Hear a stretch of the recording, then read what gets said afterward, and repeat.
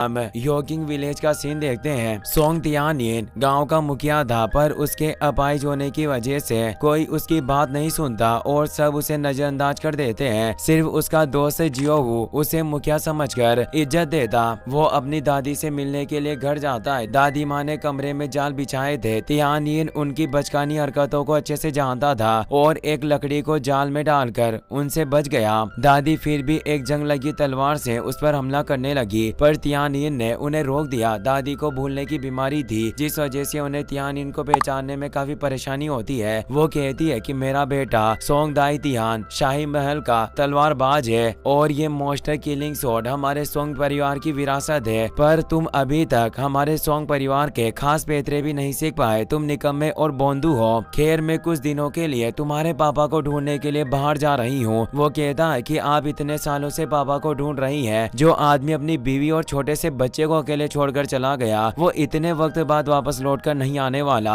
दादी कहती है कि तुम्हारे पापा मोस्टर हंट ब्यूरो के मुखिया थे और वो इस गांव को तुम्हारे भरोसे छोड़कर चले गए। मैं उसे ढूंढने के लिए जा रही हूँ, तब तक तुम्हें गांव का ध्यान रखना होगा। ये कहकर वहाँ से चली गई। तियानिन नदी किनारे बैठकर मछलियाँ पकड़ने लगता है। गाँव और लिंग इंसानों रूप लेकर उसके पास आ गए। उन्हें भूख लग रही थी और तियानिन उन्हें अपने रेस्टोरेंट में लेकर जाता है। तभी दूसरे दर्जे की मोस्टर हंटर जियोलान वहां गई। वो जानती थी कि गांव और यिंग इंसानी रूप में मोस्टर्स है। उन दोनों को भी जियोलान के बारे में पता चल गया और वो उस पर हमला कर देते हैं, पर जियोलान ने आसानी से उन दोनों को दूर गिरा दिया। उनकी लड़ाई देखकर तियानिन दूसरे काम में आकर छिप गया। गांव और यिंग इंसानी खाल उतारकर मोस्टर रूप में आ जाते हैं। जियोलान उन पर हमला करती है। वो दोनों उसके हमले से बच जाते हैं, पर मोस्टर क्वीन एक टोकरी से बाहर गिर गई। वो उस कमरे में चली जाती है जहाँ तियानिन छिपा हुआ था। जियोलान ने गांव के ऊपर मोस्टर पर काबू करने वाला फ्रिज स्टिकर चिपकाकर उसे फ्रीज कर दिया, पर